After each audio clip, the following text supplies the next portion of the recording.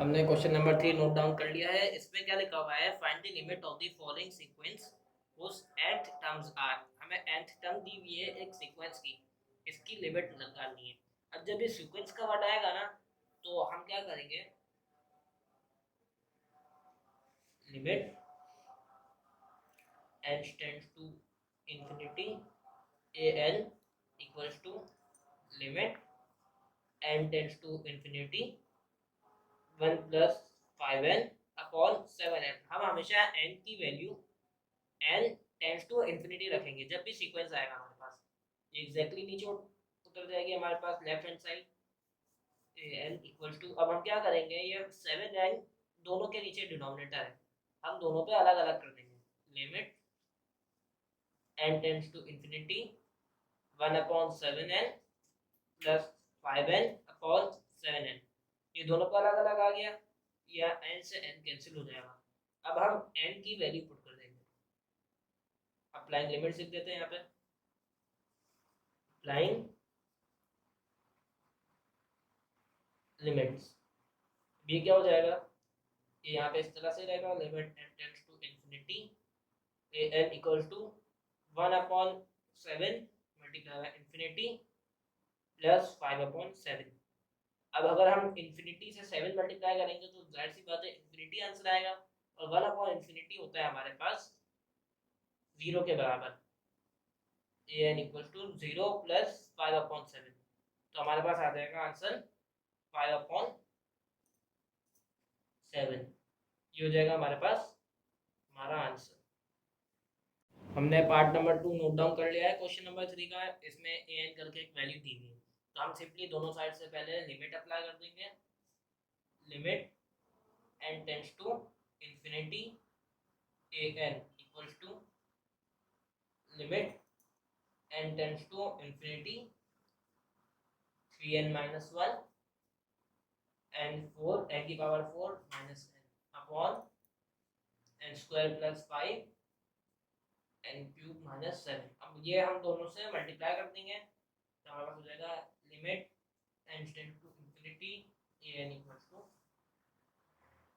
Limit n tends to infinity 3n पहले n 4 से multiply होगा तो ये आ जाएगा हमारे पास 3 की पावर n 5, फिर 3n n से मल्टीप्लाई होगा तो ये हो जाएगा माइनस 3n स्क्वायर, फिर माइनस 1 n 4 से होगा तो ये हो जाएगा माइनस n की पावर 4, फिर माइनस 1 होगा माइनस n से तो हो जाएगा plus n upon n square n cube से होगा तो ये n 5 हो जाएगा, n स्क्वायर 7 से होगा तो ये हो जाएगा माइनस 7n स्क्वायर, फिर प्लस 5 हो जाएगा n क्यूब से मल्टीप्लाई तो हो जाएगा ये 5n क्यूब, और 5 7 तो हो जाएगा minus 35।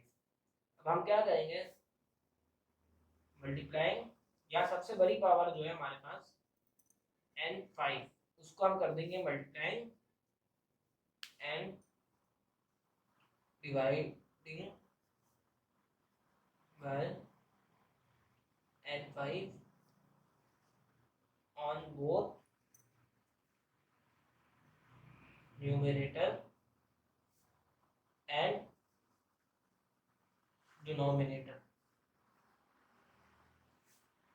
Limit n tends to infinity an equals to limit n tends to infinity, ये हो जाएगा पास 3n 5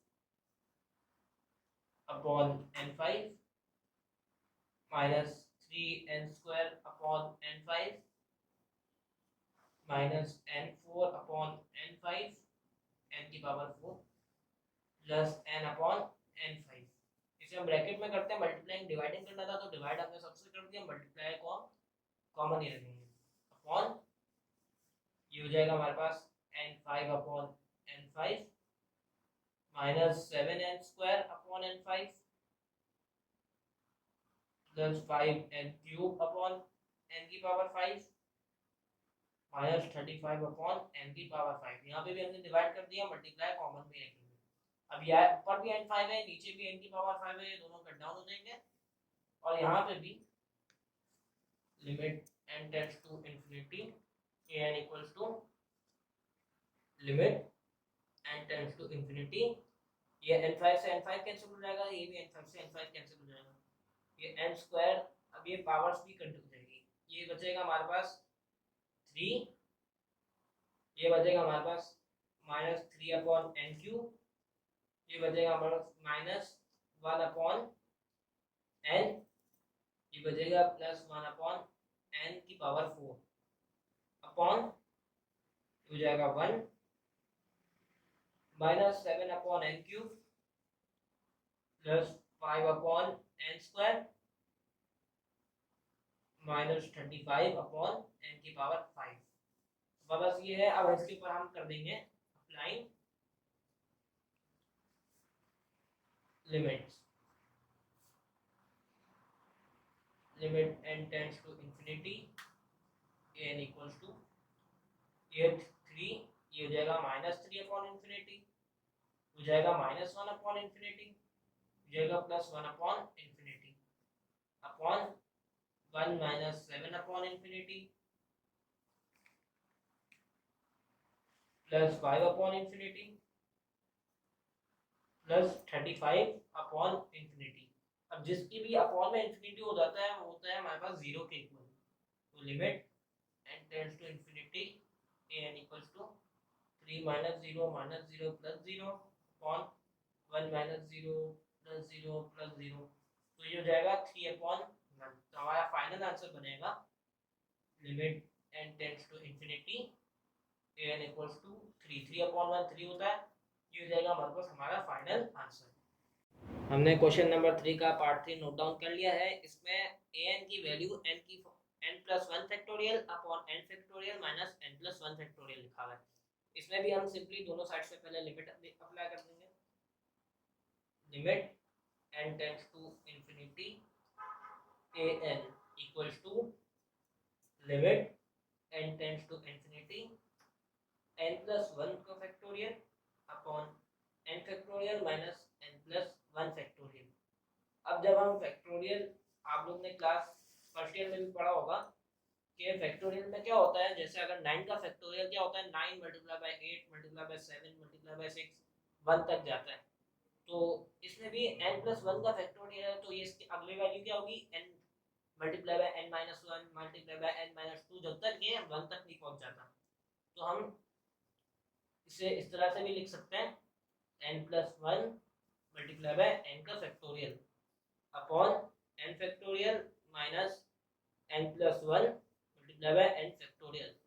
अब हम डिनोमिनेटर से n फैक्टोरियल को कॉमन ले लेंगे। Limit n tends to infinity, ये क्या है हमारे पास n फैक्टोरियल n+1 न्यूमरेटर में। अब यहाँ से हम n फैक्टोरियल कॉमन लेंगे तो इसकी जगह आ जाएगा हमारे पास 1 माइनस ये n+1 ब्रैकेट में, ये होल ब्रैकेट, इसकी जगह आप स्क्वायर ब्रैकेट भी यूज कर लें।